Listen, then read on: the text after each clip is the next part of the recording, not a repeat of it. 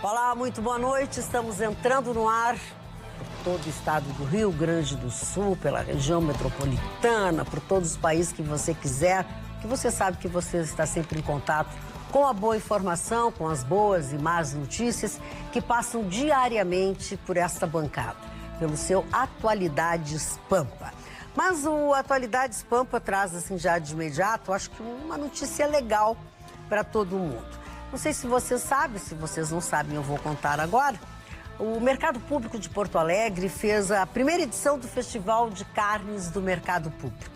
E foi, sem dúvida alguma, uma boa ideia. Teve uma receptividade muito grande, os consumidores tiveram a chance de adquirir cortes de carne de altíssima qualidade. O que eu quero dizer aos senhores é que foi prorrogado este festival de carnes. Eles viram que foi uma coisa que funcionou muito bem, então os consumidores terão agora uma outra chance de adquirir cortes de alta qualidade com preços bem diferenciados do mercado. Quando? Entre os dias 23 e 28 de dezembro, tá? Então, assim, 23, depois tem o Natal, pega mais a semana e vai até o dia 28 de dezembro. Obviamente que a exceção é o dia 25 de dezembro, porque é feriado de Natal. Portanto, no 24 também tem. Mas quais são os outros assuntos que estarão sendo discutidos nesta bancada de hoje? Marne Barcelos, teu assunto. Atores famosos do teatro, do cinema e da televisão não têm de trabalhar no Rio de Janeiro e viram motoristas de Uber. Vou contar a história de um deles. Queiroz e assessores são alvos de busca de investigação sobre rachadinhas. Goleiro do São Paulo agride a esposa, é preso nos Estados Unidos e São Paulo pode rescindir o contrato dele. O orçamento do governo federal para 2020 foi aprovado e tem perspectiva de economia de 6 bilhões de reais no próximo ano. Déjà vu no futebol.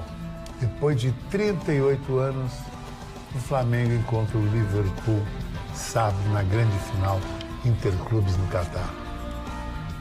França anuncia sua nova ferramenta contra a violência contra a mulher, uma pulseirinha anti-aproximação.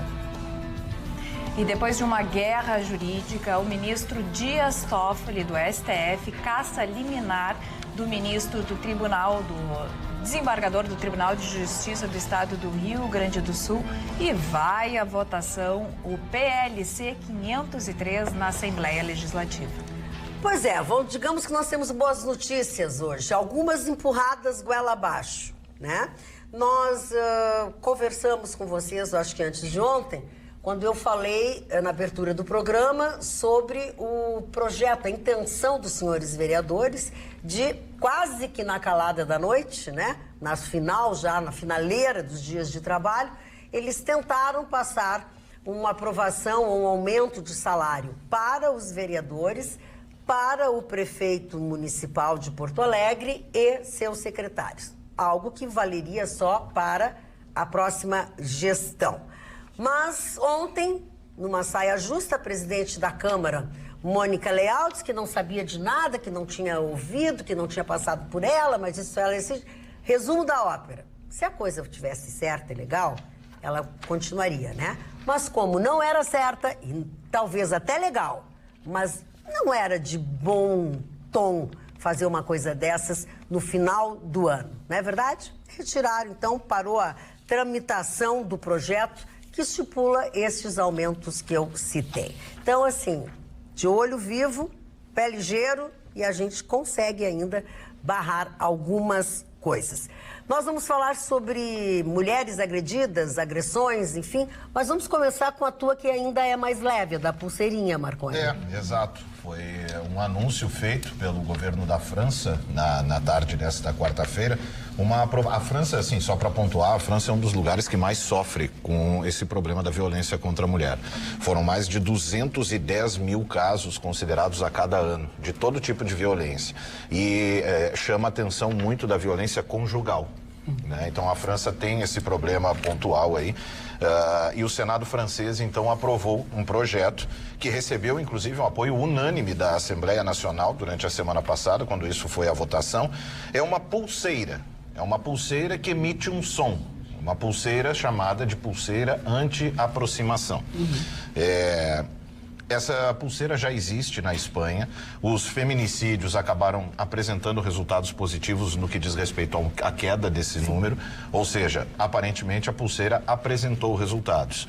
Muita gente critica porque assim que surge um projeto, começam a surgir, mas e quando acontecer tal coisa? E quando surgir tal situação? Que aí, é claro, no andar do caminhão as melancias vão se sentando. O que chamou a atenção e que eu fiz questão de trazer foi uma frase da ministra francesa da Justiça, a senhora Nicole Belloubet, eu acho que é assim que se pronuncia o nome dela. Ela não está nos vendo, não vai ficar chateada. Não vai ter problema com o sobrenome dela. Pois é, ela disse uma frase que me chamou muita atenção e eu vou te ser bem sincero, eu não entendi. Então vamos lá, vamos ver se a gente em grupo consegue entender. Ela disse o seguinte: dependendo do consentimento do cônjuge violento, a pulseira pode ser ativada como uma penalidade antes do julgamento no âmbito de um controle judicial ou à margem de qualquer denúncia no âmbito civil de uma ordem de restrição. Eu juro por Nossa Sou parceira Senhora, tua. eu não entendi. Nem eu. Já me causa um incômodo aquela coisa de dependendo do consentimento do cônjuge violento, mas aí ela não protege. Então vamos por partes, vamos ver, dependendo do quê? Vamos por partes e ver se nós conseguimos deslindar Dependendo do consentimento do cônjuge violento, a pulseira pode ser ativada como uma penalidade antes do julgamento no âmbito de um controle judicial ou à margem de qualquer denúncia no âmbito civil de uma ordem de restrição.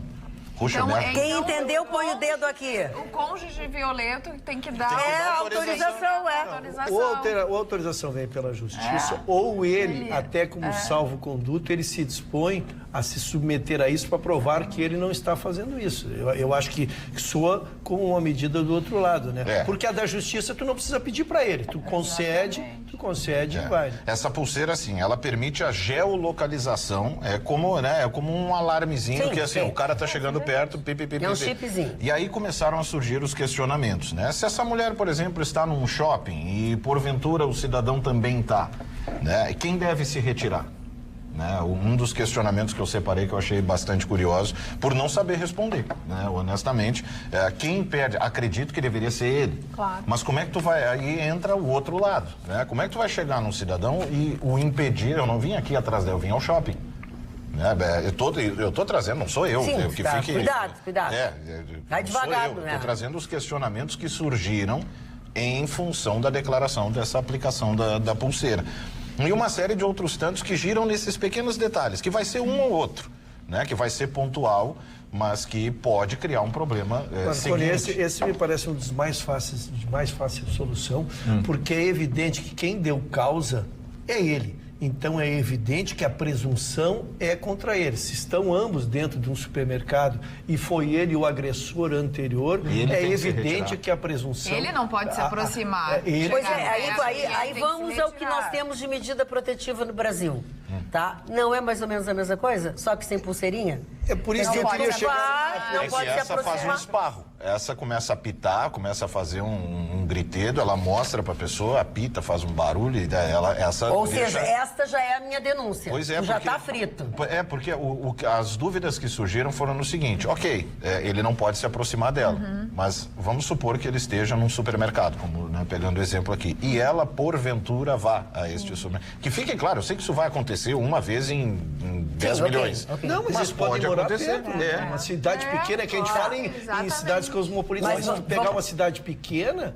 Porque aí como você vai chegar no cidadão e dizer para ele, retire-se, você não pode se aproximar desta pessoa. Não tem um dispositivo que ela aciona? Marconi, deixa eu ver pelo que a gente conhece de legislação. Tá? Primeiro, quem cria a lei, ela cria os dispositivos. Essas matérias todas são previstas. Não pode deixar, vamos deixar acontecer a primeira vez para ver quem sai do supermercado. Não é uma lei. Isso é um regulamento, é um dispositivo. Não.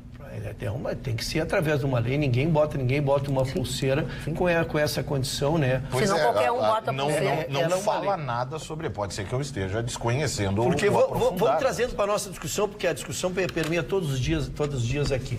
A gente, quando fala nas nossas aqui, nas medidas protetivas, né?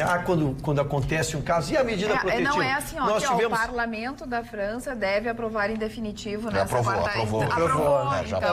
Então há uma regulamentação. Então vamos nós aqui. Nós tivemos 100 mil medidas protetivas.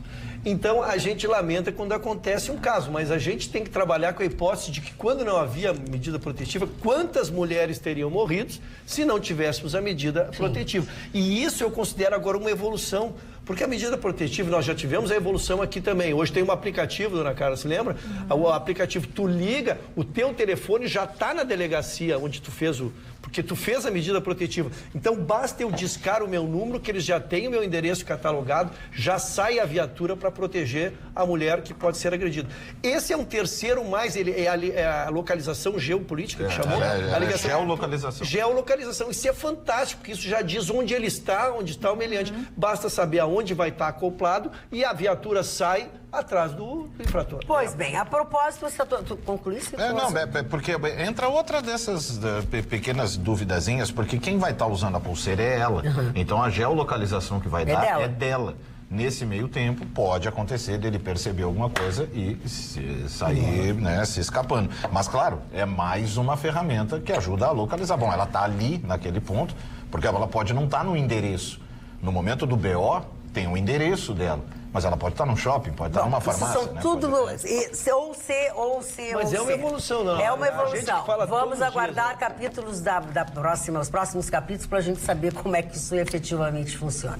Agora, a agressão, essa a gente sabe como funciona. E ela não escolhe mais onde ela funciona, nem geograficamente e nem entre famosos ou desconhecidos. Não é verdade, Ana? É verdade, Magda Beatriz, porque quando a gente fala de agressão, a gente às vezes associa uma relação conturbada de pessoas que claramente se desentendem, a gente associa, não, mas isso acontece aqui com a vizinha, com uma prima distante, e quando acontece entre os famosos, a gente entende que acontece com todo mundo e a vergonha não pode ser algo que impeça as pessoas a denunciarem. A gente vai trazer o caso do Jean Fernandes. Ele é goleiro do São Paulo, time aqui de futebol brasileiro. Ele estava em uma viagem com a sua família, sua esposa e duas filhas. Eles estavam na Disney, fazendo uma viagem, aproveitando o tempo de férias. E nesse meio tempo, eles estavam no hotel e eles começaram a discutir no quarto. Ela se estressou, ela acabou, tendo uma posição mais agressiva em relação a ele, xingamentos, isso e aquilo, e alguns hóspedes estranharam o comportamento, que estava vindo desse quarto. Ela procurou um refúgio no banheiro, ele seguiu ela, eles tiveram outra discussão e quando ela tentou voltar para o quarto, ele derrubou ela na cama e começou a socar a sua face.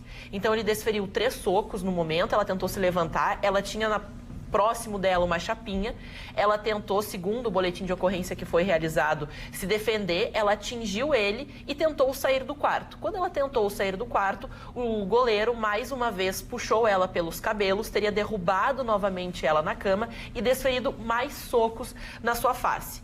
Ela conseguiu fugir e se trancou no banheiro. E nesse momento em que ela se tranca no banheiro, ela posta um stories, pedindo ajuda, socorro, porque ela estava nos Estados Unidos, ela tentava avisar a sua mãe, ela parecia claramente nervosa, ela falava, mãe, eu estou bem, mas eu preciso de ajuda, olha aqui o que o Jean fez comigo, olha o que aconteceu, e muitas pessoas vendo aquela situação, começaram a comentar, gravaram um vídeo, começaram a espalhar na internet e logo depois ela teria apagado. Mas o hotel, então, chamou a polícia chegou até o local, fez um boletim de ocorrência. O Jean não quis falar mais detalhes, não quis dar a sua versão, mas a Milena, então, contou aos policiais o que tinha ocorrido. Aí temos a ficha dele que já está cadastrada no sistema americano de prisão.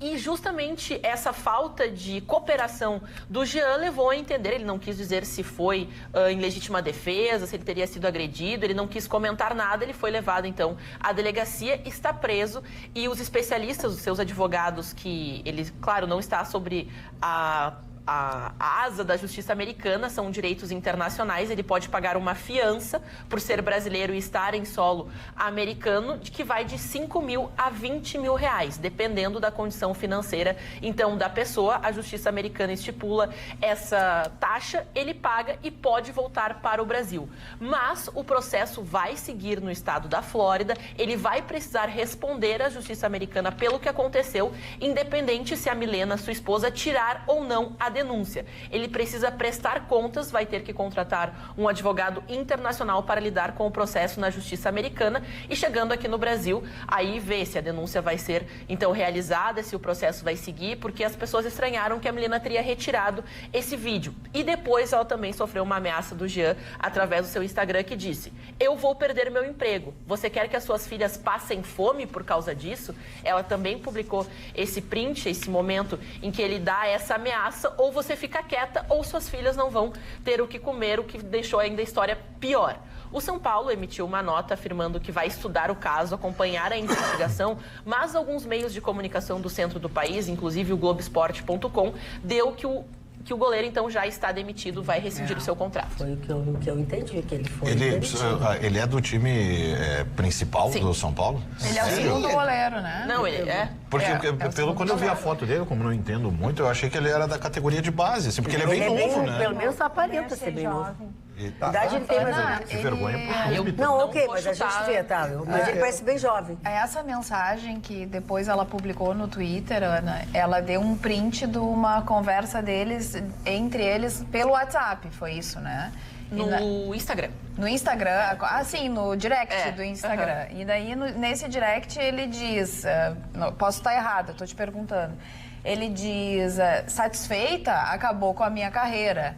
Agora, os teus filhos, ou as tuas filhas, enfim, não vão mais ter o que comer. Tratando os filhos como se os filhos fossem exatamente só dela. Foi isso que aconteceu. A informação... E tu chegasse a ver o vídeo? A gente até pediu para nós temos o vídeo, mas a produção do programa acho que é melhor não mostrar. Entre outras razões, porque ela está muito machucada, ela está muito desfigurada, então... Ela está muito isso que eu queria saber. Então, eles acharam, a produção achou melhor não mostrar. Agradecer demais a audiência do pessoal da Rádio Grenal, os meninos prontamente me informaram aqui, Diogo Rossi.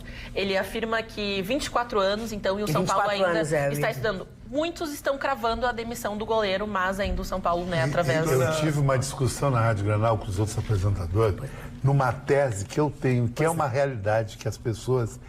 Tem que esconde, porque é o tal do politicamente correto. O Bruno fez pior.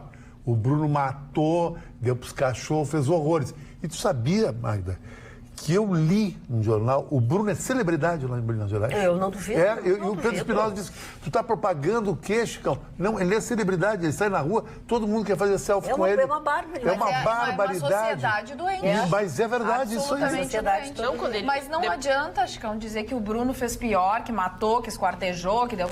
Não adianta. O outro também fez errado. O outro se bateu do jeito que a mulher acusa ele de ter batido. O O.J. Simpson sabia que ele matou...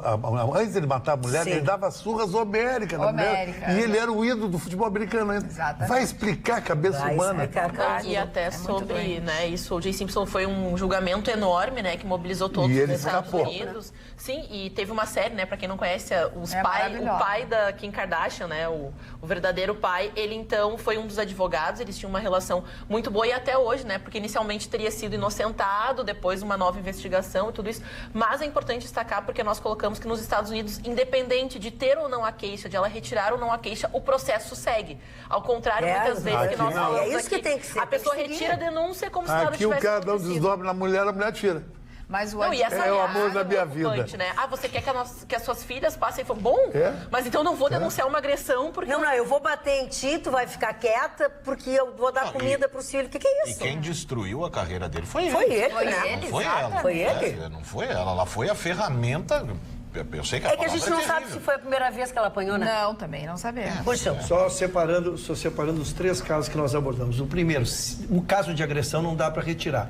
Dá para o de ameaça e essas coisas. Mesmo aqui no Brasil. Assim, se fez a agressão e chegou ao conhecimento da justiça, não tem mais depois dizer que não quer. O que se faz é o jeitinho brasileiro, mas a lei pura e simples não permite que a pessoa... Ação pública incondicionada. Incondicionada, exatamente, dona Carla, com o seu o seu brilhantismo usual. Segundo, ele como cidadão civil está sujeito a todas as penalidades rigorosas que nós temos defendido aqui. Por último, a questão dele como atleta é que não é assim. Ele está em férias, ele tem um contrato diferente do nosso, nós temos um regime de CLT, eles têm um contrato fixado por prazo determinado, onde há multa rescisória, então, lógico que ele pode ser rescindido, mas o São Paulo dificilmente escapará de ter que indenizar este contrato pela simples desculpa de uma briga conjugal que houve lá em São Paulo. Então, eu até confirmei com a dona Ana, tinha pedido se o São Paulo dizer que o São Paulo repudia isso, eu não tenho a mínima dúvida, mas afastar já definitivamente me surpreende, porque em seguida nós estamos vendo aí os clubes botam panos quentes, vendem o jogador. Já rolou a notícia de que ele teria sido demitido. Agora, Ruxo, não é uma simples briga conjugal, né, Ruxo? É que tu acabou de dizer assim, o clube não vai fazer não sei quem, vai rescindir porque teve uma simples briga conjugal. Não. Então, eu passei pelo item 2, eu dividi em 3 itens. Tá, mas o item foi condicionado. O segundo foi a agressão em si, que ele está sujeito às leis criminais, e nós todos repudiamos aqui. Sim. E fui só para a questão do contrato do jogador, que é uma legislação especial. Ele estava em férias, ele vai responder criminalmente pelo que ele fez. Agora, tu rescindir o contrato de trabalho dele não pode ser por uma simples decisão. Deixa eu aproveitar esse momento do mal-entendido, porque ontem foi falado aqui, nesse programa, foi falado pelo Marconi, sobre uma pessoa especificamente que foi agredida, enfim. Enquanto o Marconi falava algumas coisas, né, eu vou pedir que ele reproduza, não vou botar na minha boca, eu falei junto com ele. E algumas pessoas, alguns grupos LGBTs ficaram brabos, fizeram postagens no Face ou no Instagram da Ana. Então, ouve por bem, porque nós ouvimos, porque nós sabemos que não foi isso que ele disse, nós ouvimos a gravação de novo e eu falei junto com ele. Quando eu falei junto com ele, eu atrapalhei o que ele estava dizendo. Vamos esclarecer? Vamos. Não, é a agressão que sofreu a Carol Heller. Ontem, quando eu abordei, fiz a menção aqui, né? Eu deixei claro o meu repúdio à imprensa por não ter tratado da mesma forma que a gente costuma ver quando se trata de algum integrante do grupo LGBT, e eu deixei claro que foi o momento da confusão quando eu disse o meu repúdio a determinados grupos LGBTs que fizeram em todo tipo de piada. Foi quando, no meio dessa frase, foi que eu falei, que eu te atropelei.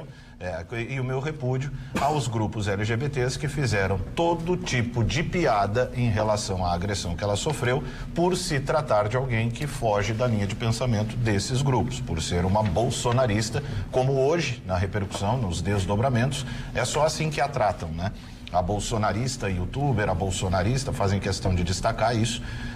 Ela prestou o seu depoimento e agora, né, só pontuando, trazendo as atualizações, né, o caso foi para a justiça, agora vai ter toda uma investigação, então eu aproveito para repetir exatamente o que eu disse ontem. Deixo claro aqui o meu repúdio à imprensa, que não fez o devido jornalismo da mesma forma que a gente costuma ver, e a todos os grupos LGBTs que se prestaram a fazer piadas em relação à situação dela, por se tratar de alguém que não faz parte do grupo. E espero que esteja esclarecido. E é importante mais do que isso não tem. Ela sofreu agressão, então ela estava na Barra da Tijuca com a sua companheira. Elas estavam em um bar. E um homem, né, na realidade 2 homens teriam chegado e começado a provocar, chamando ela, você é o homem, você é homem, e ela falou, eu vou ao banheiro, com licença, porque os homens estavam nas proximidades. Como é que você conseguiu esse mulherão? E daí os homens até instigaram dizendo assim, você não precisa ir no banheiro, você pode ir ali atrás do quiosque como qualquer homem faria. Claro, já é uma ofensa, já a condição de que ela, então, como lésbica com a sua companheira, e essas provocações, ela foi até o reservado, ela até chamou o namorado para se retirar do bar, e nesse momento o homem veio, provocou ela, teria agredido ela de forma, assim, absurda. Para quem olha as imagens, é realmente uma situação muito complicada, mas o homem, então, afirma que ela está estava com uma arma no bar e também estava sob efeito de drogas. Essa seria a colocação dele, mas a Carol, então, até através das suas redes sociais, afirmou que é uma versão mentirosa e agora a polícia toma providências para investigar melhor o caso e está buscando imagens do próprio bar para esclarecer a situação. Muito bem. O que dizem os nossos telespectadores, Carla? Deixa eu buscar aqui as manifestações dos telespectadores. Bom, tinha dado print, não tem. Olha aqui, ó, Luiz Henrique aqui de Porto Alegre diz assim: olá, boa noite, meninos e meninas. O que vocês acham com a visita do presidente Jair Messias Bolsonaro em Bento Gonçalves? Acho bacana. É? A Loiva diz, ela estava muito machucada. Eu vi o vídeo, deu muita pena dela. E o Gesiel Quadrado, acho que aposto goleiro, que é um né, cidadão Carla? de bem. Exatamente. O primeiro era o caso do goleiro. No facebook.com/atualidades Pampa. Os caras conseguem politizar até isso. Que coisa impressionante. Fica meio complicado. Mário Barcelos, por favor. O grande filósofo grego Aristóteles dizia algo extraordinário, que eu vou repetir aqui para vocês. A humanidade se divide em duas, os senhores e os escravos. Aqueles que têm direito de mando e os que nasceram para obedecer. E parece, ele disse isso há quase 3.000 anos atrás, que hoje continua exatamente a mesma coisa. Eu vou falar de um ator chamado Alexandre Rodrigues, de 36 anos, muito conhecido. Quando mostrar a foto, vocês vão se lembrar de que novelas ele participou. Foi o ator Buscapé, do filme Cidade de Deus, fez inúmeras novelas na Globo, nunca conseguiu um contrato na Globo. Ele é negro. E esse jovem de 36 anos chegou um momento com família, com tudo, disse, poxa, mas eu preciso ganhar algum dinheiro. Então tinha o carro, foi fazer Uber. Ficou durante 8 meses fazendo Uber na cidade do Rio de Janeiro. Ele disse que foi o maior aprendizado da vida dele, porque ouviu gente chorando, gente se queixando, gente querendo dar dinheiro para ele, porque reconheceu ele do cinema e da televisão. E passou por momentos de aprêmio, tentativa de assalto, sofreu bastante durante esse tempo. E ele diz que o sonho dele é ainda ter um contrato fixo com a Globo. Embora só o chamem para fazer papel de escravo, para fazer papel de motorista, para fazer papel de segurança, nunca para um papel para ser um protagonista, nem um antagonista, mas sim apenas um coadjuvante. Está aqui a foto dele, publicada na revista Veja, para que vocês lembram desse cidadão e para que, mais uma vez, eu volte a falar da escravidão. Porque a escravidão continua dentro dos corações. Todos nós temos uma relação com a escravidão. Aqueles que são negros têm dos seus antepassados que eram os escravos. E aqueles que são brancos têm dos seus antepassados que eram, evidentemente, os donos dos escravos. Então, qualquer um brasileiro sabe disso. A população de negros no Brasil, de pardos, mulatos e tal, chega a 52%, 53%. Quer dizer, 53% dos brasileiros têm cor negra ou quase negra. Então, é um país de negros. Como eu já disse, é o maior país de negros do mundo, depois da Nigéria. Nós temos mais de 100 milhões de pessoas negras ou descendentes afro-brasileiros aqui no nosso Brasil. Então, o porquê que nós temos que ter ainda essa diferença do homem negro e do homem branco, da mulher negra e da mulher branca? Por que que eles não podem, as pessoas negras não podem mostrar, por exemplo, a sua arte? Imaginem no mundo dos artistas. As pessoas que veem televisão, que ouvem rádio, que ouvem isso, isso é uma maravilha. Aí aparece o Bruno Galhaço com uma mansão de 80 milhões de reais, o Faustão se diz 85 milhões, um apartamento ali na região dos Jardins de São Paulo, 85 milhões por um apartamento de 2.000 metros quadrados, 3 andares, garagem para 20 carros e assim por diante. Mas isso é 1, 2 ou 3. A grande maioria dos atores que vivem na televisão do Brasil, eu tinha amigos e amigas, né, que trabalhavam nos programas humorísticos, era R$3.000, R$2.000 por mês. Eu não vou dar os nomes aqui porque isso não interessa, amigos pessoais meus. Um já faleceu, que é o Carvalhinho, foi uma figura, fazia alguns momentos importantes na televisão humorística do Brasil. Então nós temos essa discriminação. Alguns ganham muito dinheiro na televisão, alguns têm salários altíssimos. Mas são uma minoria, né, Mário? Mas uma minoria esmagadora. Então os outros são verdadeiros operários. É o meu caso. Não, mas o senhor ganha muito. Sou eu que ganha milhões. O senhor ganha muito. Então, enquanto esse nosso país, não integrar efetivamente os negros à sociedade brasileira, nós continuaremos assim. Os negros, sim, fazem parte desse país. Os negros construíram esse Brasil. Então as pessoas têm que ter respeito. Os direitos são iguais. E outra coisa, que eu sempre me bato, sempre falo na Rádio Pampa todas as manhãs. As oportunidades. Todos temos os mesmos direitos. A pessoa tem direito a estudar. Todos nós temos direito à escola. Todos nós temos direito a ter as mesmas oportunidades. Porque você não pode cobrar de uma pessoa uma postura se ele não teve a mesma oportunidade. Do menino que nasce de uma família bem postada, com dinheiro, que frequenta, que tem bons preceptores, que tem boas escolas, etc, etc, com um menino que nasce e vive na rua, como muitos que eu conheci. Alguns têm boa índole, posso até dar nomes. Aguinaldo Timóteo foi um menino de rua, é uma pessoa de absolutamente do bem.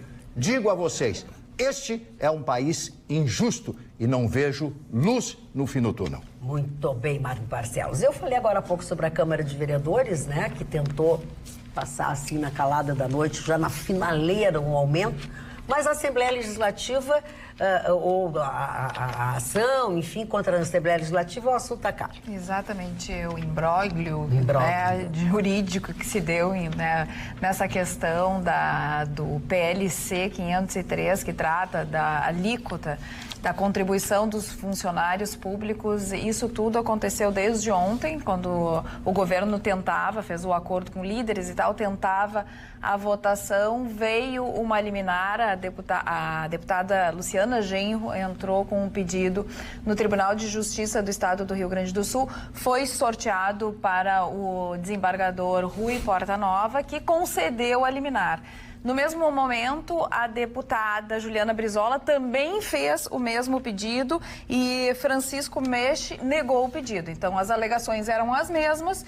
Um desembargador acolheu, deu a liminar, suspendeu a votação e o outro desembargador não cassou a votação. Tudo isso, é claro, a Procuradoria-Geral do Estado recorreu ao STF e o ministro Dias Toffoli cassou a liminar do Tribunal de Justiça e colocou, então, em votação esse PLC, que, claro, é uma questão muito controversa. Os funcionários públicos já estão há tanto tempo, lutando contra, e quando a gente vê uma notícia dessa da Câmara de Vereadores, no aumento do salário, enquanto outros estão perdendo tanto dinheiro ou perdendo tantas garantias, é essa confusão toda que acontece. E também confusão dentro do setor judiciário, porque por que um desembargador aceita e dá uma liminar para acabar com um julgamento, com uma pauta da Assembleia Legislativa, e o outro entende de forma diferente? A oposição, não satisfeita, disse ainda que os deputados da oposição acusam a PGE, a Procuradoria-Geral do Estado, de induzir o STF ao erro e até então estão tentando cassar a decisão do ministro Dias Toffoli, que cassou a liminar para suspender o julgamento nessa terça-feira. Então, quer dizer, é uma coisa que parece que não acaba nunca.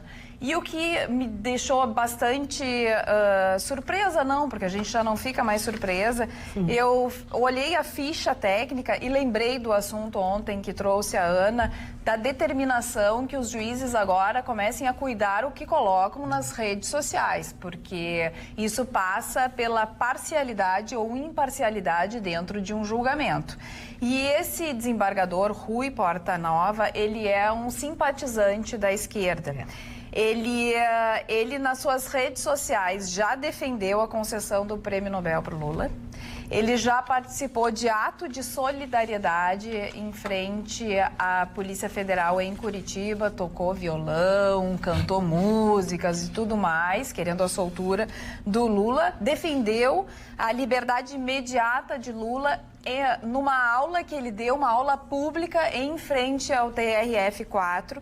Disse que também então o juiz Sérgio Moro agiu com parcialidade, não com imparcialidade dentro da sua atuação. Agora fico pensando ele foi parcial ao suspender agora o julgamento, a pauta da Assembleia Legislativa? Me parece que não, Me parece que ele tem um alinhamento bem forte. E ele ainda foi membro do Conselho de Especialistas Eleitorais da América Latina, que é uma organização apoiada pelo chavismo. Ele acredita que é legítima a eleição de Maduro e assim, então, é a ficha técnica. 2011, então, ele foi indicado para ser um dos ministros do STF, né? Ele indicado por movimentos sociais e tudo mais, pedindo para que a presidente Dilma Rousseff indicasse ele para o STF.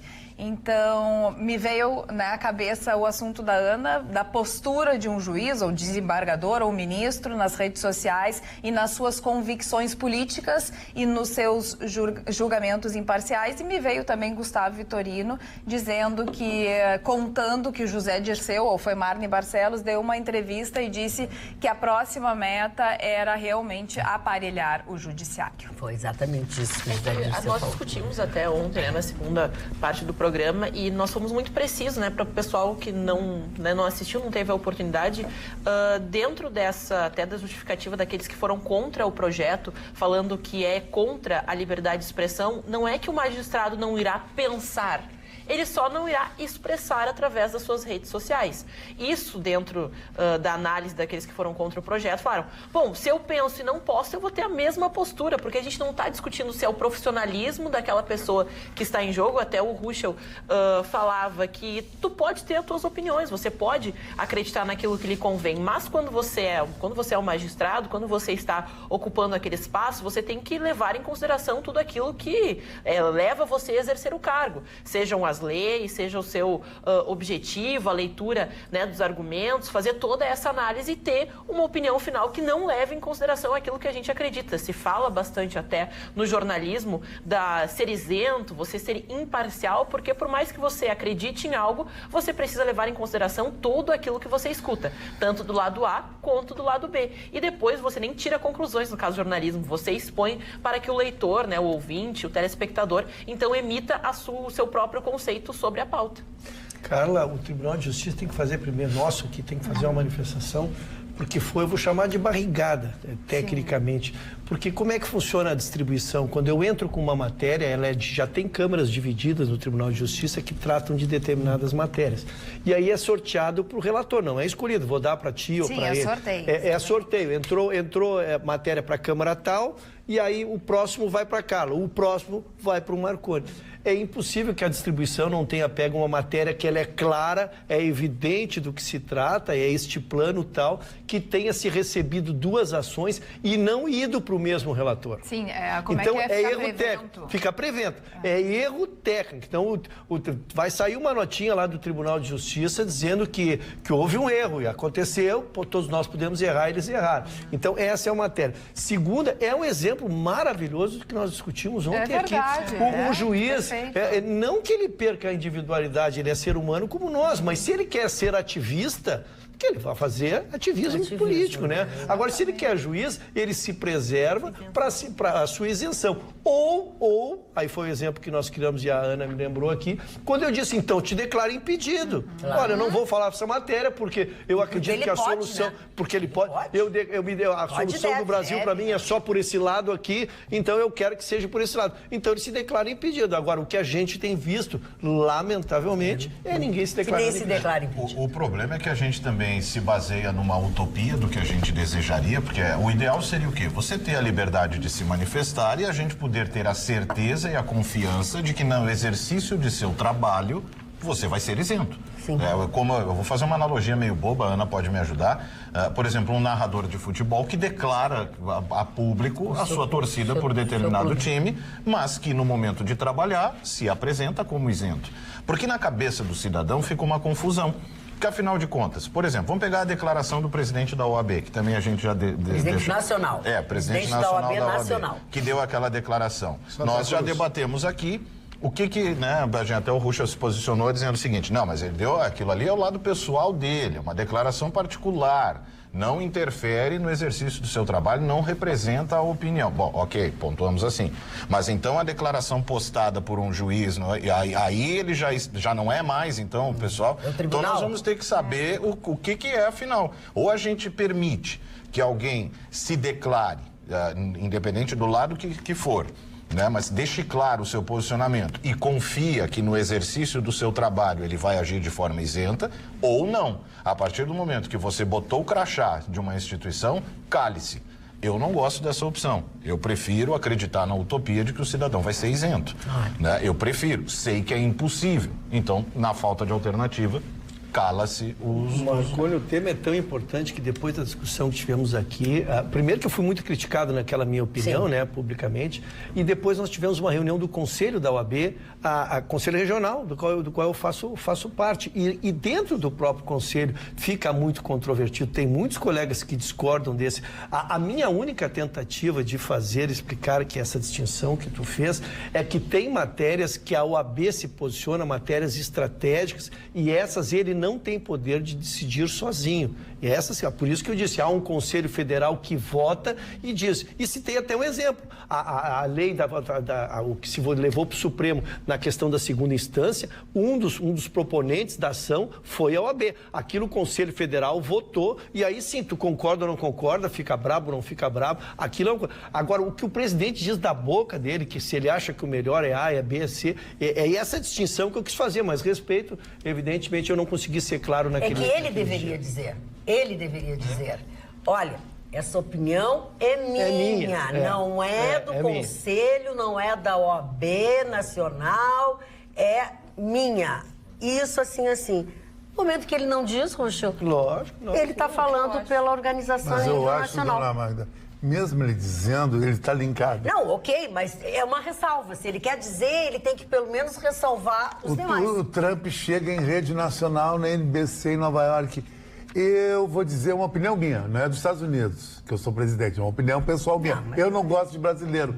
Automaticamente, os Estados Unidos não gostam de brasileiro. Mas é isso aí. E a gente também, sobre a explanação, né, do Marconi, também sobre essa temática, na entrevista a gente também não sabe o que foi discutido, se não foi pensado. A gente sempre fala, né, do jornalismo caça-clique, do intencional, do fake news. Isso é que vai dar manchete. Então vai lá, recorta essa colocação, bota de uma maneira que o texto construa o pensamento a entender que é a opinião da OAB. Então a gente tem que ter muito cuidado também com os veículos que nós selecionamos para consumir. E como o Marconi, ele usou o exemplo do futebol, e eu sofro um pouco isso, todos os meus colegas que não são identificados, e diz basicamente o que um certo conselheiro disse que, bom, se eu não sou e direita nem esquerda, mas qualquer coisa que eu postar, eu vou dar a abertura ao entendimento de alguém que vai achar que eu sou aquilo.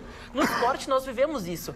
Às vezes, quando eu falo lá no Duplo em Debate, mas eu acho que o Renato tem que sair. Daí vem os gremistas, tu é muito colorada, não sei o quê, tu é muito gremista. Gente, é o mesmo assunto e mesmo assim tem divergência de colorados e gremistas que acham, tu é isso, tu é aquilo.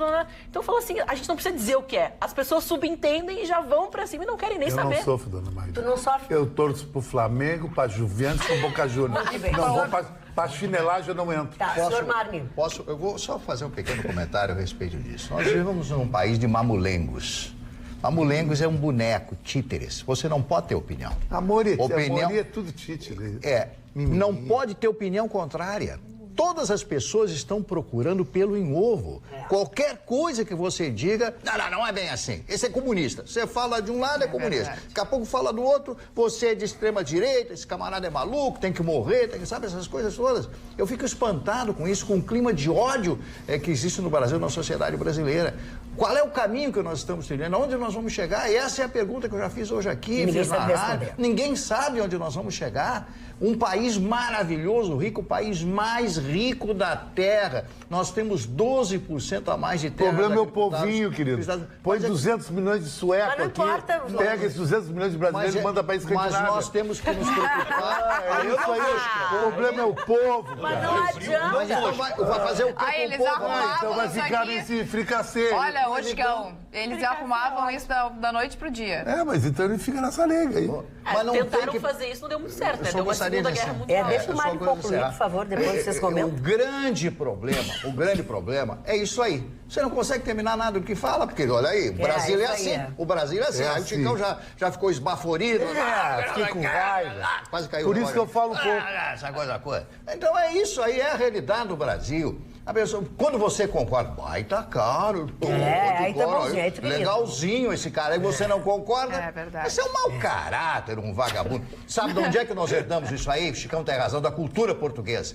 Eu fiz esse teste dezenas de vezes em Portugal. Chegava num bar, por favor, uma biquinha. Uma biquinha, um cafezinho. Uma biquinha. E o fulano de tal, perguntava o fulano de tal, o Fontes. Sei lá, se não me veio a cabeça agora. Esse gajo é uma nota 10, gente boa. Aí o português me olhava e dizia, o senhor tem razão, é uma pessoa maravilhosa, esse gajo e tal. No outro dia eu chego lá e o Fontes, eu não gosto muito daquele, o senhor também tem razão. No outro dia, então isso é uma herança dos portugueses. Os portugueses são profundamente críticos. O dia que Maurício Nassau perdeu a guerra dos Emboabas, o Brasil perdeu o futuro dele. Era a Holanda. A Holanda. Que tem um ditado na Europa que diz assim, primeiro tu vai para Portugal e depois tu vai para a Europa. Quem disse isso foi Juca Chaves, foi proibido de entrar lá. Ele chegou, Juca Chaves disse, meu amigão. Quem diz o que quer? O Juca Chaves gravou um disco no Brasil e disse assim, aquela voz dele, eu fui para Portugal, de idade de Portugal eu fui para a Europa. Proibido de entrar em Portugal. Eu e a Iarinha. É ele está até hoje, né? Brincadeiras à parte, a violência... infelizmente, está cada vez maior em todos os lugares. Eu quero prestar os meus sentimentos à família Jeremia, em especial ao Paulo Jeremia, com quem convivo já há alguns anos dentro da Federação, pois o irmão dele, um dos irmãos dele, o empresário Camilo Jeremia, de 54 anos, que morava em Bento Gonçalves, estabeleceu todo o seu trabalho. Ele começou como garçom, eu lembro dele, inclusive aqui em Porto Alegre. Ele foi sócio de coisas da cidade, da família, depois saiu de algumas, mas ele foi brutalmente assassinado hoje em Bento Gonçalves. A polícia, nesse momento, e eu também confesso aos senhores que não fui atrás dessa informação, não estou catando nada, mas eu quero só me solidarizar à família Jeremia. Eles são 15 irmãos, uma família de pessoas que trabalham... Paulo é amigo pessoal de todos nós. Então, a figura do Paulo Jeremia, a nossa tristeza, a nossa solidariedade... porque ele foi vítima. De execução. Camilo Jeremia foi executado. As razões não importam, não estão nesse momento em julgamento, mas um empresário, um homem jovem, que foi brutalmente assassinado. Esperamos que a polícia saiba, consiga chegar até quem matou o Camilo Jeremia. Os nossos sentimentos à família. Eu recebi um telefonema de um conhecido nosso, ainda nessa área que só está tratando, o senhor Mário Costa, que é amigo seu. O Mário é meu amigo. É uma pessoa de muito amigo. A família dele foi vítima de uma tentativa de golpe hoje à tarde, que é um alerta para todos nós. Ele estava hospitalizado, aguardando a liberação de um exame, que é um exame muito importante, um exame muito sério, e a esposa dele recebeu uma ligação com todos os dados clínicos, todas as informações do hospital que ele estava, os seus dados médicos, pedindo um depósito de R$ 4.900, porque estava quebrada a máquina do hospital e é só particular, e o problema é o tratamento. Eu não quero entrar nos detalhes, é o limite, né? Então, eu não quero entrar nos detalhes da doença em si, mas fizeram tudo isso. Eu consultei ele fez o BO, porque, vejam, já localizaram, é de Goiânia, a ligação vem de Goiânia, mas as informações vêm de dentro do hospital, dona Mari. Claro. Isso é muito sério. Como é que sabiam... Hospital em Porto Alegre? Em Porto Alegre. Aqui. Então, todos Alegre. nós estamos sujeitos. Que bom que ele conseguiu fazer o contato com a esposa. Então, fique o alerta a essas ligações e ligação de telefone fixo, interno pelo hospital. Quer dizer, o crime está cada vez mais próximo da gente, cada vez mais sofisticado. Então, antes de qualquer pagamento, confirme o que você vai fazer. São duas situações. Nós temos na Serra Gaúcha um surto de ataques a empresários. De sequestro relâmpago, tentativa de assassinato, roubo, tem um surto na região serrana, e essa questão dos dados é a fragilidade do digital. Botou o dado, ele entrou num sistema que de alguma forma ele possa ser transmitido daqui a pouco daqui para o plano de saúde, você tem depois dali Meu velho, os caras dissecam os sistemas, eles têm acesso a dados. Eu recebi uma ligação de um cidadão me vendendo uma lista de CPF. Assim, de Uberlândia, 034. Eu atendi, e assim, tal, começou com um papo, e ele disse, eu tenho uma proposta, estou fazendo um negócio e tal, não sei o que. Primeiro era para vender seguidor de rede social. Aí eu fiquei enrolando para ver o que era e tal, e aí ele sugeriu isso, uma lista de CPF com mais de 4 mil CPFs. Para ele pode te vender o que ele quiser, ele não vai te entregar, né? Ele quer o teu dinheiro. Bom, no centro, nas proximidades do camelódromo, eu fui abordado por um cidadão me vendendo folha de cheque. Perguntando se queria assinado ou não. Barbaridade. Folha de cheque, perguntando que E a polícia não estava por ali? Rodando porque ali... no camelódromo ali. É a mesma coisa. Você quer falar com o IPTC? Não consegue. Vendendo atestado. Atestado é mato, É né? por isso que essas operações de inteligência da polícia, que a gente tem elogiado tanto, a Polícia Gaúcha tem dado show pelo país afora, que sempre que se desbarata uma quadrilha, se pega 25, 30 pessoas. Porque hoje não adianta pegar só o Ruxo, né? Tem que pegar com quem o Ruxo está se comunicando, para onde vai o dinheiro, quem é que recebe, quem é que manda. E essas operações de inteligência têm sido isso. Vejam, aí, dona Maria, pega um plano de saúde, pega um hospital todo e Goiânia, de onde vem a ligação. Veja por onde está ramificado esse tipo de golpe. É muito sofisticado. E às vezes Agora tem assim, ó, nesse caso do Mário Costa, ele fez bem, porque a polícia pede que a gente... eu cobrei dele, foi o que eu cobrei. Lembra que eu caí no golpe, aquele do me empresta o dinheiro, do não sei o quê? E eu disse, eu não vou fazer e tal, não sei o quê. Não, aí o nosso como é que é o nosso colega, o Benhur Marchiori, insistiu que eu fizesse. Quando eu fui fazer, o delegado me disse, pois estou ocupando... Ele disse, não, dona Magda, não, a senhora tem que pensar o seguinte, esse dinheiro saiu da sua conta bancária e foi para a conta bancária de vigaristas. Amanhã ou depois, a polícia está investigando ou pega algum deles, a sua transferência de dinheiro está na conta deles. Como é que a senhora vai explicar? A senhora vai dizer, não, mas eu... Então ele diz, agora a senhora tem um registro. Sabe? E jamais me passou isso pela cabeça. Agora a senhora tem um registro, a senhora tem que registrar que no seu banco a senhora foi, não sei o quê, peça pro seu banco também, tá aqui, a polícia tá aqui. Por quê? O seu banco vai ser chamado, né?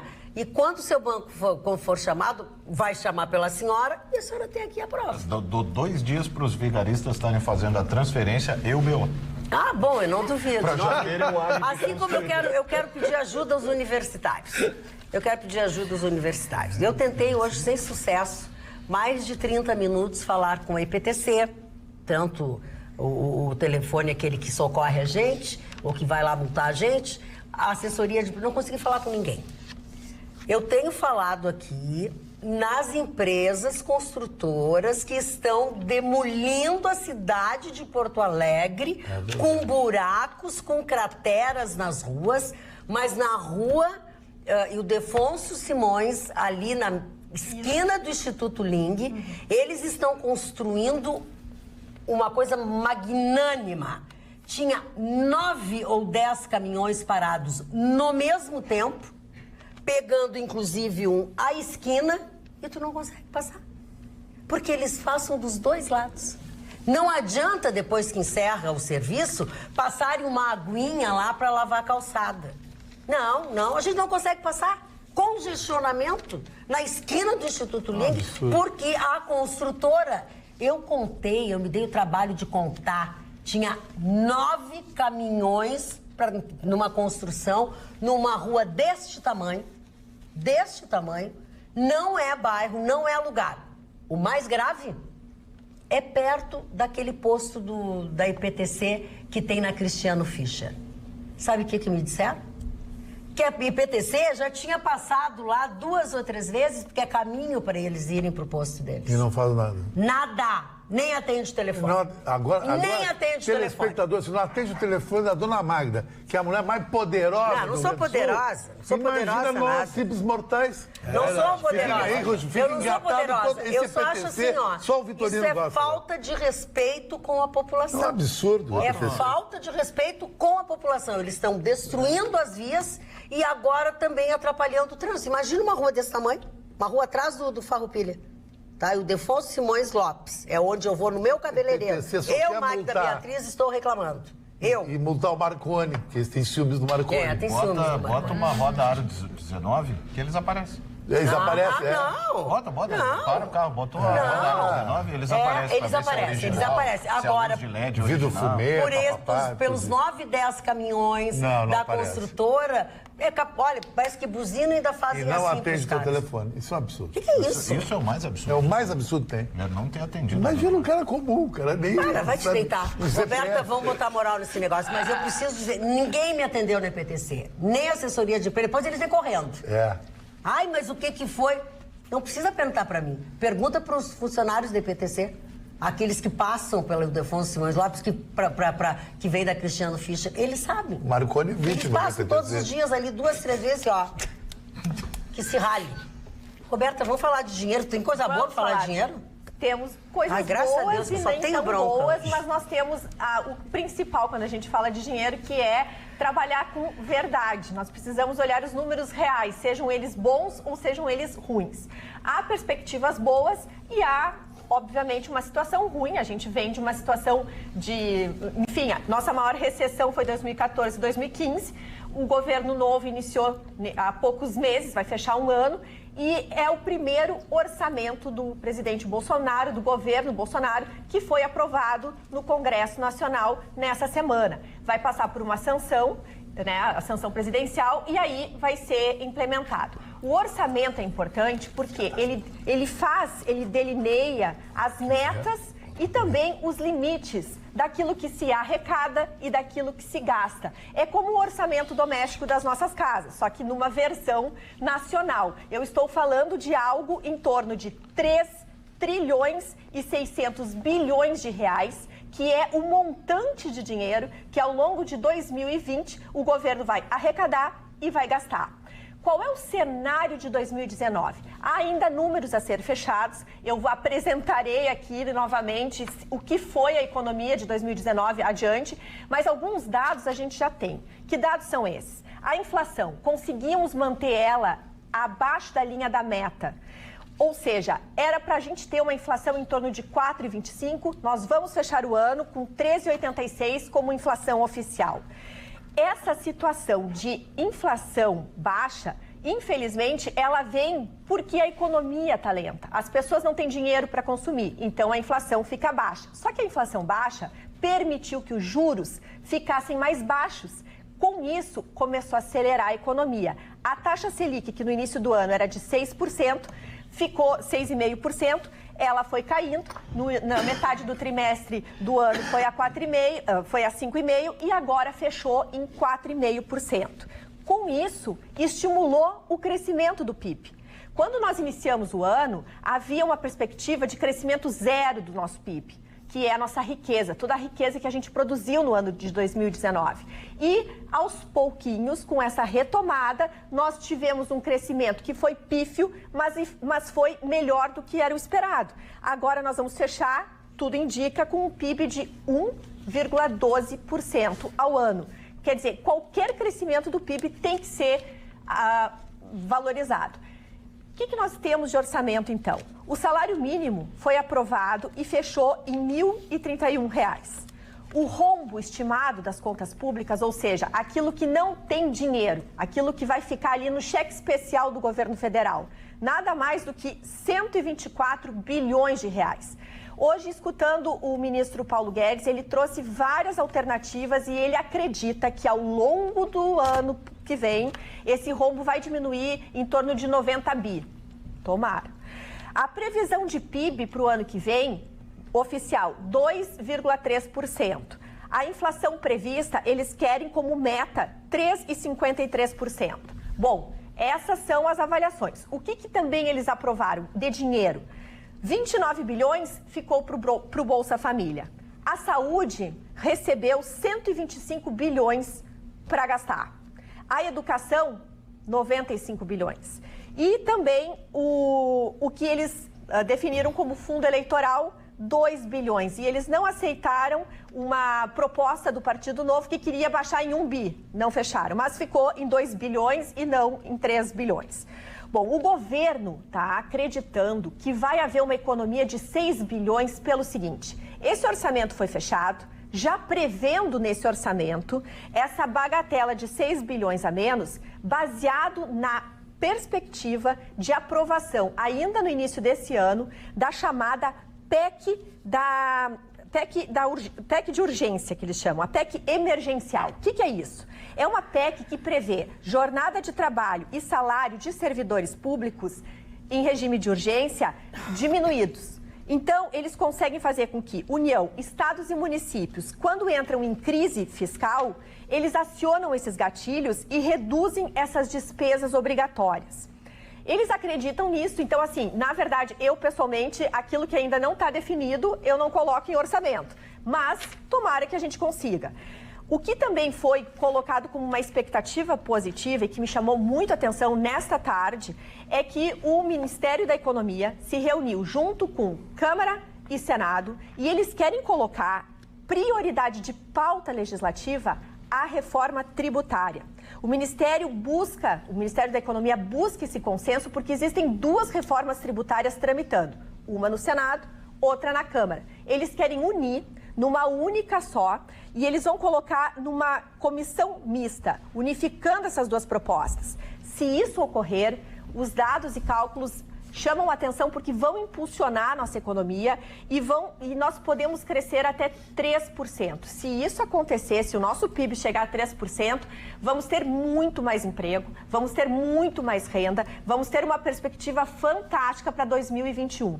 Né? Juntando com aquilo que a gente tem estudado, o que eu tenho estudado dentro do Ministério da Infraestrutura, baseado naquilo que a gente percebe dentro de várias secretarias do Ministério da Economia.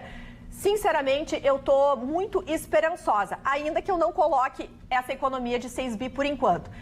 Acho que até o final do ano, né, temos ainda mais uma semana, alguns dados bem relevantes vão fechar para a gente ter números mais potentes. Mas tudo leva a crer que possamos entrar em 2020 com muita expectativa. Eu fiquei muito preocupada. Por quê? Porque o Paulo Guedes defendeu uma criação sobre um imposto de transações pela internet. Para mudar o nome do CPMF. Exatamente, a taxar a transação digital. Quer dizer, o que a gente mais faz hoje é a transação digital. É o que o banco, inclusive, para deixar de ser roubado do banco. Para deixar de ser roubado, para não pagar aquela taxa. Porque vai lá, tem que retira dinheiro, paga uma taxa para retirar dinheiro. Pega o cheque, paga outra taxa. Pega o extrato, paga uma taxa. Digitalizar é a modernidade, ninguém precisa pagar nada, faz as suas transferências, entra no aplicativo, maravilha. Agora, falar em taxação de transação digital... Não é uma boa ideia. O que eu tô segura é que o presidente Bolsonaro está muito corajoso, ele não tem problema nenhum de mandar, ele é bem decidido. Olha, eu sou o presidente, quem manda aqui sou eu. Então, ele até passa o bastão pro ministro Paulo Guedes. Mas o ministro Paulo Guedes, em outros momentos, tentou construir a ideia de CPMF e ele, na hora, quebrou. Então, eu acho difícil... Mas é a mesma coisa com um nome diferente, né? Botaram uma fantasia diferente. Eu não sei, falando em economia, eu não sei se vocês estão por dentro, eu não pude apurar, mas quem não paga ICMS, né? Empresários que não pagam ICMS estão sendo considerados criminosos por decisão agora do Supremo. Isso é outra coisa que eu acho importante a gente levar. Não era assim. Só não assiste Atualidades Pampa. Já foi dito aqui. Não, mas não tinha tido tinha a maioria semana passada. Exato. Agora eles estão para valer, né? Agora não tinha terminado o julgamento, mas pelo número de votos a gente já sabia que ia passar. E aí projetamos, mas muito bem lembrado. Então, isso é uma afronta conosco, porque afinal de contas as pessoas não estão pagando ICMS, não porque não querem, não podem. Mas sabe que tem uma questão nessa do pagamento do ICMS? Foi tu mesmo que trouxeste, Ruth, esclarecendo que são aquelas pessoas que tinham possibilidade de pagar o ICMS, mas não pagaram, e aí essas sim podem ser enquadradas como criminosas. Aquelas que não têm o dinheiro... Não pagam. Exatamente, só aqueles que têm dinheiro, mas não pagam. Cara, pelo contrário, eles ainda usavam disso para prejudicar o horário público. Não é aquele que não tem o dinheiro, eu tenho milhões, tá? tem dinheiro, Eu não tô não vai conseguindo ser a negativa porque eu preciso fazer um negócio. Eu vou lá, faço o acordo. Financiamento, pago a primeira e fico pego. em dia e não pico mais porque a única penalidade ela era civil, não era criminal. Agora, se tu tem patrimônio para pagar e não paga, aí que tu vai ser responsável. Agora, se você tem muitas possibilidades de acompanhar a Atualidades Pampa e não faz, você vai se arrepender. Até de participar.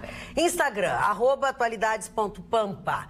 Pode usar o YouTube, youtube.com/TV Pampa, ativa o sininho, aquele que fica do lado direito, do seu lado direito da tela, e você recebe as notificações. O velho companheiro, facebook.com/atualidadespampa. E mais velho companheiro ainda, atualidades@pampa.com.br, que é o e-mail, e o WhatsApp 999-777-001. Mas eu confesso que a gente tem falado muito e não tem dado tanta oportunidade para o telespectador. Não, eu adorei a mensagem do Jairo, aqui no facebook.com/atualidadespampa. Ele diz o seguinte: sinto mais falta do Vitorino do que da minha própria mulher. E dá uma risadinha. Ai, que maravilha. Daí a Ângela responde o seguinte pra ele: hoje te prepara para apanhar da esposa.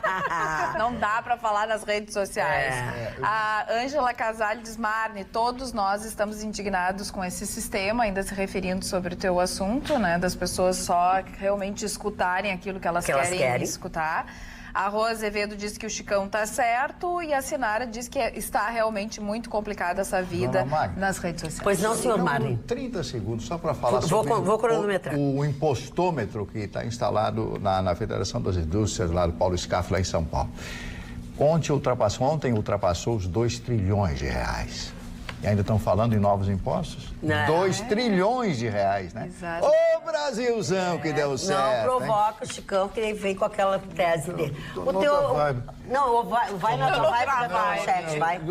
Dona Magda, pois não. Quando alguém vai numa festa e de repente ele se cruza com alguém e não vê há muito tempo, o que está acontecendo? Um encontro déjà vu. Déjà vu é um termo francês que faz você voltar ao passado sem forçar aquela ida ao passado.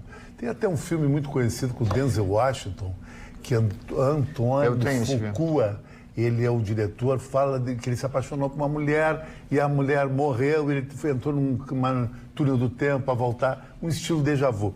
E hoje aconteceu no futebol o primeiro déjà vu da história do futebol, que eu me lembro. Em 1981, o Flamengo decidiu com o Liverpool a final Interclubes em Tóquio, ganhou de 3-0. O Liverpool, na Inglaterra, é o segundo time de maior torcida, depois do Manchester United. No mundo, ele é talvez maior, ele tem mais torcedor na Tailândia que na cidade de Liverpool. É um time marcado pelas tragédias, a tragédia de Anfield, que morreu vários torcedores, e aquela famosa tragédia do estádio Rei Balduino na final contra a Juventus, que morreu 89 italianos imprensados, briga de torcida. O Liverpool foi proibido de participar de competições internacionais. O termo hooligan vem das torcidas do Liverpool. Inclusive o Liverpool, quando entra em campo, é de chorar. É uma coisa fantástica. Tem a música Welcome There Rain, Nunca Vou Deixar Você Sozinho, de Gary Pacemakers. E muita gente pensa, o Liverpool, o time dos Beatles. Não, os Beatles torciam para o Everton, o outro time da cidade. E esse Liverpool ganhou mal hoje, jogou muito mal para ganhar dos mexicanos. O melhor jogador em campo foi o goleiro do Liverpool, que é um brasileiro, o Alisson. Isso que o Liverpool jogou sendo seus titulares, papapá. Vai jogar contra o Flamengo no sábado, vai se reeditar essa final de 38 anos atrás. Esse jogo é o jogo da vida do Flamengo. O Flamengo ganhou, ele saiu do patamar brasileiro. Ele foi para o patamar de pré-temporada na Europa, o orçamento do Liverpool é 5 bilhões por ano. O Flamengo vai para lá e o resto dos times daqui vão ficar time de várzea total. Verdade. Então, eu acho que o Flamengo é favorito pelo que eu vi hoje. O Liverpool marca uma defesa que tem o maior zagueiro do mundo, o holandês Van Dijk, em linha, não é tão rápido, só tem um goleiro milagroso, mas o goleiro toma gol também, né? Então, sábado, todo cara que se diz brasileiro, ele tem que se vestir de vermelho e preto e torcer pro Flamengo. Agora, quando o senhor diz que tem que torcer pra Argentina, que o senhor é argentino, todo mundo tem que torcer. Aqui a seleção brasileira é uma corrupção. Eu não Para gosto com da isso. seleção brasileira. Ah, o senhor vem com camisa da Argentina aqui, o tem cara que que torcer não pra torcer Argentina. pro Flamengo, ele não é brasileiro, ele tem que ser daqui. Aí tem que se mandar. Eu, se eu fosse o Bolsonaro, botava Chicão. segunda-feira, feriado, se o Flamengo ganhar. Tu abre uma exceção pra mim, por favor? Porque eu não Claro, sei nem querido, que tem um camisa cara é. assim que mora, símbolo sexual, assim, da linha Brabo, porque na internet. Imaginei que ia pra Mas isso. é que as pessoas Deus, dizem. Chicão, não Bad boy. ajuda o cara, não ajuda que ele vai apanhar em casa. A mulher dele tem 2 E a metros de mulher é altura forte. por 2 de Ah, a largura. mulher é forte. Para, não faz isso. Não é pra... Voltando à questão Não do ajuda. Flamengo. Até deixa.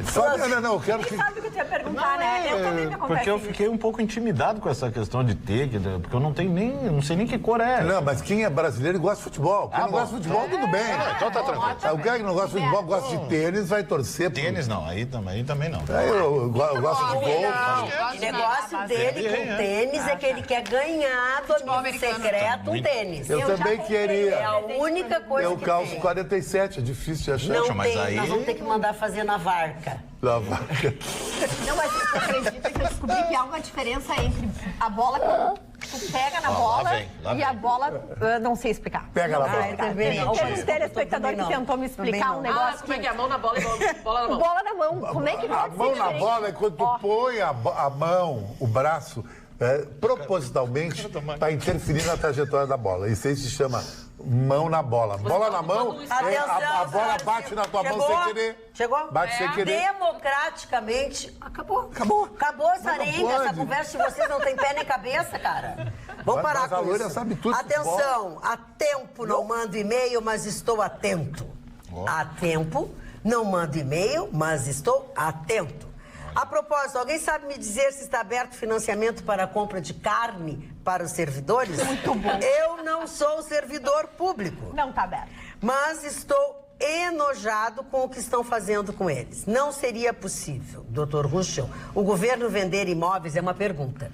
Doutor Ruschel, o governo vender imóveis que não servem para nada, a não ser dar despesas, assim ajudaria, nem que fosse a pagar o 13º em dia. Eduardo Leite mentiu para se eleger, porque foram os servidores que foi dos servidores que fizeram a diferença.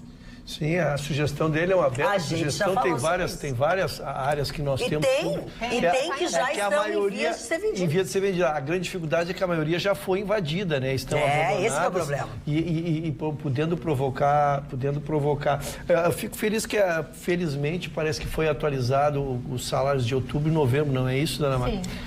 Acho que ainda não. Sendo concluídos. Estão sendo concluídos, estão sendo. É porque a gente sofre, que fala no funcionário público, que a gente sofre, seja ele municipal, estadual, federal. Novembro tá pago. Porque só quem recebe em dia para valorizar o que seria não ter recebido aquele pagamento. Agora, o governo diz que se não acontecer esse aumento nas alíquotas, que realmente o caixa está furado e que se não conseguir fazer toda essa aprovação desse projeto e tal, que eles chamam não como um projeto do governo Eduardo Leite, mas um projeto do Estado do Rio Grande do Sul, para conseguir organizar as contas e tudo mais, não vai ter salário, vai atrasar 3, assim. 4 meses. Vai continuar Essa assim. foi a fala hoje do secretário das finanças, enfim.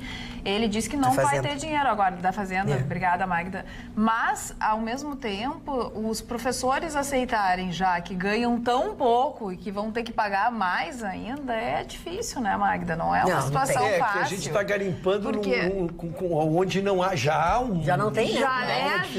Já tem realmente, bom, não só os professores, brigadianos, né, os funcionários que já não estão recebendo em dia, que já ganham um pouco e ainda tem que pagar um pouco mais de alíquota, fica difícil. Pois é, Carla, é um mato sem cachorro, né? Exatamente. Não tem, e ele está tentando. O que o secretário da Fazenda alega é que hoje em dia o Estado do Rio Grande do Sul, desde 2017, se não me engano, tem uma liminar para não pagar o governo federal. Se cai a liminar para pagar, eles têm que pagar bilhões e bilhões. Depois não tem mais o tal do caixa único, já está raspado. Os depósitos judiciais que o Ruschel lembrou que começaram lá, né, pegar esse dinheiro dos depósitos judiciais lá do Tarso Genro, também não tem mais dinheiro. Então ele disse assim, ó, acabaram as fontes, não tem mais da onde tirar. As fontes já estavam quase secas no Sartori. E ele diz assim, já chegamos ao fundo do poço e lá no fundo o terreno é rochoso, não tem mais como escavar e como encontrar uma outra alternativa. Aqui nas nossas redes sociais tem uma manifestação a esse respeito, no @atualidades.pampa. O Mário diz, o funcionalismo está berrando contra o pacote, mas esquecem que se não for aprovado, não vão receber o salário. Pronto, falei. São os dois lados da moeda. Carla, a senhora foi pródiga ao dizer que estão cavando o poço e o fundo é rochoso? Achei. Esse é o Marcos. Foi o secretário que usou exatamente esse termo. Ele não entende muito, então, de economia, porque se tu tem rocha, tu vai lá e tu torna aquilo ali uma mina. Roberta, isso aí não é entender de economia, é entender de rocha. É uma loucura o que está acontecendo, né? O que eu quis dizer, na verdade, dona Carla, é que eu queria me preparando para o verão que chega. Estou renovando meu contrato com a Academia Moinhos. Estou renovando meu contrato. Porque eu preciso cuidar de mim, porque eu não o fazendo, ninguém cuida. Então, como são mais de 10 academias espalhadas por Porto Alegre, renovei meu contrato e estarei amanhã novamente. Quanto é que está o teu passe? Quanto é que está o teu passe? Para a senhora, eu tenho informação que não custa nada. Para a senhora, eu sei que não custa nada, mas é muito barato, dona Maria. É muito barato. Muito bem. Doutora Roberta. Eu gostaria, então, já que nós estamos fazendo recomendações, eu queria recomendar a todos que ali no Moinhos Shopping tem o Hugo Beauty e a escova da Desirê e as unhas da Liane. A manicure é perfeita. Eu estou apaixonada pelas duas, são umas queridas. Eu queria deixar um beijo e recomendar a todos que conheçam essas duas profissionais que são, além de tudo, muito queridas. Muito bem. Fala, Ana. Só pra gente trazer uma informação que preocupou muitos porto-alegrenses e surpreendeu também muitas pessoas que iam trabalhar hoje mais cedo aqui na capital e simplesmente não tinha ônibus. Por que não tinha ônibus? Já que estamos falando em qualificação profissional, a gente sabe que está, então, esse projeto para extinguir a profissão de cobrador. Então, essa categoria hoje se manifestou através de um protesto ordeiro que aconteceu nos corredores de ônibus, o que dificultou muitas pessoas a chegarem até os seus trabalhos e algumas pessoas que não conseguiram ir até esses locais porque as suas linhas não passaram durante a manhã. Então, a categoria pede que seja... esse projeto ele acabe sendo extinto porque essas pessoas ficarão desempregadas e não existe também, esse foi uma colocação, um contraponto, um projeto que mostre como esses profissionais não serão demitidos, mas serão reintegrados em outras partes, em outros meios, assim, seja na fiscalização, seja, quem sabe, na operalização dessas máquinas. Então, tudo isso ficou muito nebuloso, essa discussão segue, até existiu o pedido para que esse projeto não fosse votado, mas, então, deram sequência e hoje se falou bastante sobre a temática. Então, os porto-alegrenses que fiquem de olho, porque isso pode acontecer outras vezes. E não esqueça, osul.com.br, todas as informações atualizadas para você antes de sair de casa. Dá aquela checadinha nas informações para saber exatamente se você vai conseguir ou não chegar ao seu destino. Doutor Ruschel, o senhor fez a sua manchete? Faz tantas horas que nós estamos juntos que eu já não sei mais. Eu não o fiz, mas estou com muita vontade de fazer. Então faça-o, porque eu não seguro informação. Faça-o, não precisa falar mais, só faça. A informação comigo, ela é do público. A minha informação, ela é do público, né, seu Mário? O seu Mário não está com uma cara muito boa. Não, ele está cansado. Boa noite. Boa noite. Dona Magda, isso viu um meme que virou nacional, era o dia do Queiroz, fizeram musiquinha de onde é que andava o Queiroz, e a gente realmente não tinha notícia para dar, então hoje saiu uma informação que envolve o nosso Queiroz, e eu acho que ele... Vem com essa. Nosso popular essa coisa Queiroz. De eu tô fora dessa operação. Sempre lembrando, no início do ano, o COAF, que já nem tem mais o nome de COAF, ele fez uma investigação. Voltou a ser COAF, seu Voltou. Voltou agora, é a decisão. Muito obrigado. Ele fez uma investigação de 96 parlamentares ou assessores de parlamentares no Rio de Janeiro. E numa delas, então, foi o Flávio Bolsonaro. E aí se fez uma investigação sobre o seu assessor, então, que se chamava Francisco Queiroz. e é disso que estamos falando. Então apareceu uma movimentação atípica em relação a ele. Lógico, os outros inquéritos também correm. Não se noticia porque nenhum outro é filho de um presidente, né? Não é notícia jornalística. Mas o Queiroz era assessor do filho do presidente, quando então deputado estadual. Mas em julho, o deputado Flávio Bolsonaro entrou através do seu advogado com uma moção do Supremo Tribunal Federal pedindo que se interrompesse na oportunidade o inquérito, para que este inquérito, ele não, como tinha baseado em dados sem autorização judicial, fosse trancado. E ali sim, o Dias Toffoli deu na oportunidade a liminar e até estendeu para todos os processos e ficou tudo trancado. Tivemos o julgamento nacional, trouxemos aqui para a bancada, foram liberados então os inquéritos que estavam trancados, e esse é um deles. Então ele voltou a tramitar. E houve então uma busca e apreensão em vários assessores. Tem nove pessoas investigadas que são parentes da ex-esposa do atual presidente Jair Bolsonaro, mas o processo corre em segredo de justiça. Então não há nenhuma avaliação de mérito, e sim a informação jornalística de que o inquérito voltou a andar. Foram feitas busca e apreensão nas casas destes assessores que estão envolvidos, e tudo que se disser mais disso é suposição. Muito bem. Mário Barcelos. Tem poucos aniversariantes hoje para falar, mas um em especial eu quero abrir um parênteses para falar dessa figura. Um dos maiores assassinos da história, um dos homens mais cruéis e frios que teve na mão um poder absoluto sobre a então União Soviética. Desde os primórdios, desde a criação, desde o início em que os bolcheviques e mencheviques, que eram grupos, chegaram ao poder, com a famosa Revolução Russa de 1917, ele estava lá. Estava lá primeiro como auxiliar, como acólito, depois cresce dentro do Partido Comunista. E vai crescendo dentro do partido através da sua personalidade muito forte, teve preso diversas vezes, mas possuía um instinto bestial, a chegada ao poder a qualquer preço. E a partir daí o senhor Stalin, José Stalin, o Stalin significa o homem de aço, o homem de ferro, começa a crescer dentro do partido. E com a implementação, a criação da então União Soviética, com o agregamento de outros países, como por exemplo a Geórgia, país onde nasceu um pequeno país que compunha a antiga União Soviética, um país de 70, 80 mil quilômetros quadrados pequeno, onde esse homem nasce, na sua dacha, que é as casas no Império Russo, e vai para Moscou crescendo dentro do partido. Ele foge diversas vezes, é preso diversas vezes, ainda no regime czarista. Então ele cresce dentro do partido até o momento da morte de Lenin. Lenin morre, Trotsky é perseguido porque tinha uma personalidade muito forte. Esse homem, todas as pessoas que eram inimigas dele, ele mandava matar. Aqueles que ele não mandava matar, ele mandava para o chamado arquipélago Gulag, que foi descrito sabiamente pelo grande Solzhenitsyn, que é um escritor russo renomado, cujo livro fez sucesso a partir dos Estados Unidos. Alguns capítulos da história desse homem que era um alcoólatra. Ele bebia em média 2 garrafas de vodka por dia. A explicação é que é muito frio. Não, tomar 2 garrafas de vodka, meu amigo. Ele embebedou o Churchill, isso não era novidade. Embebedou o Churchill numa reunião que tiveram em 1942, saiu de maca. Colocaram o Churchill de maca dentro do avião para levar de volta a Londres. Ficou 2 dias sem poder trabalhar de tanta vodka que ele havia tomado. Vai ver que era uma vodka batizada, enquanto o Stalin estava rindo dele, rindo a socapa dele.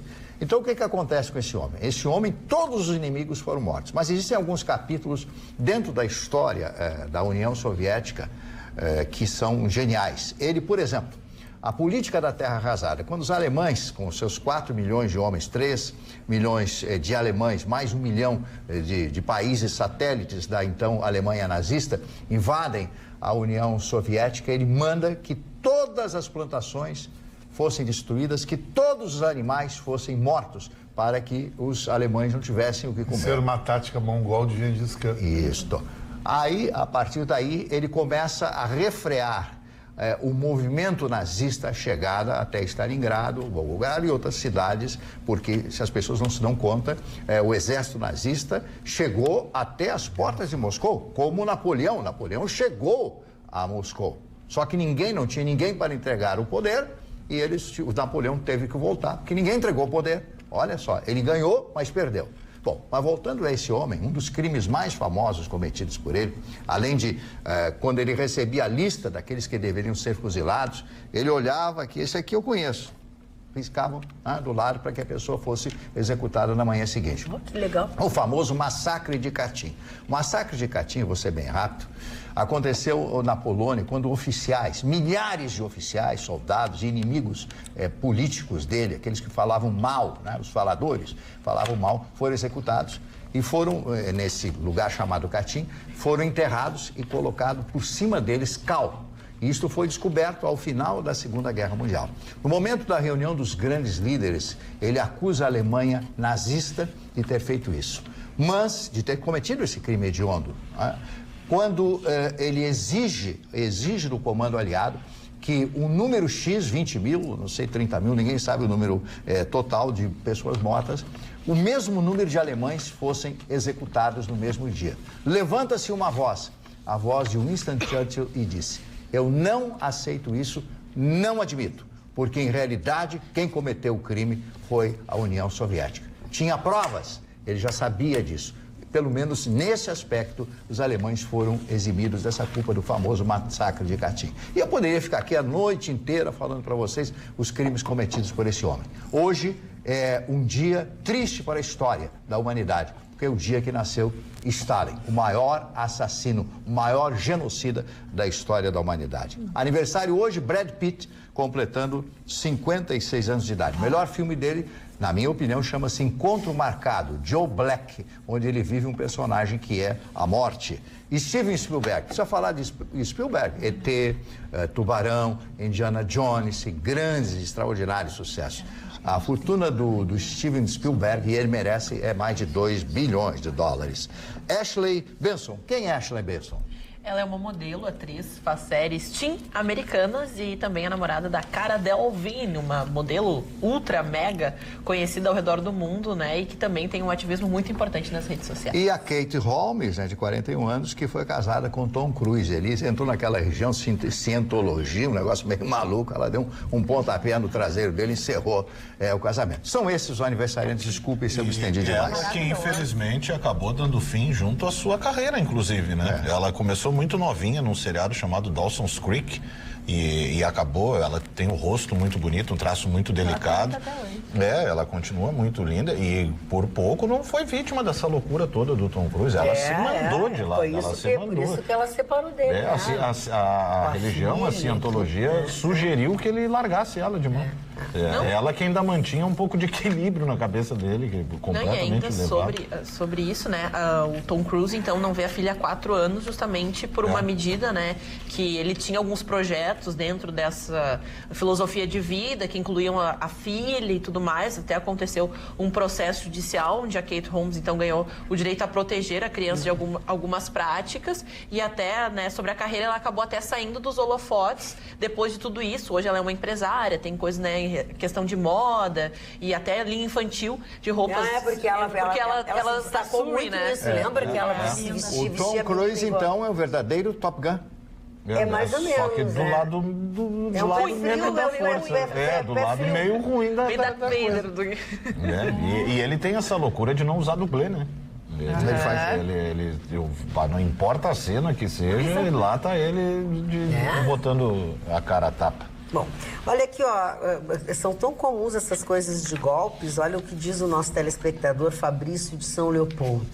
Gostaria que vocês trouxessem o tema no qual eu estou enfrentando. Na questão de golpistas, tem uma empresa de marcas e patentes de São Paulo me ameaçando, tentando extorquir, dizendo que tem outra empresa querendo registrar minha empresa. Inventando histórias, passando por advogado e tudo. Sacanagem, sério. Vi na internet, no Reclame Aqui, e isso está acontecendo com bastante gente. Seria um bom tema para o programa. Muita gente caindo no golpe da marca e patente, e muitos empresários. Aí ele manda um vídeo que mostra tudo que ele está passando. Esse é um outro tipo de golpe, eu nunca tinha ouvido falar.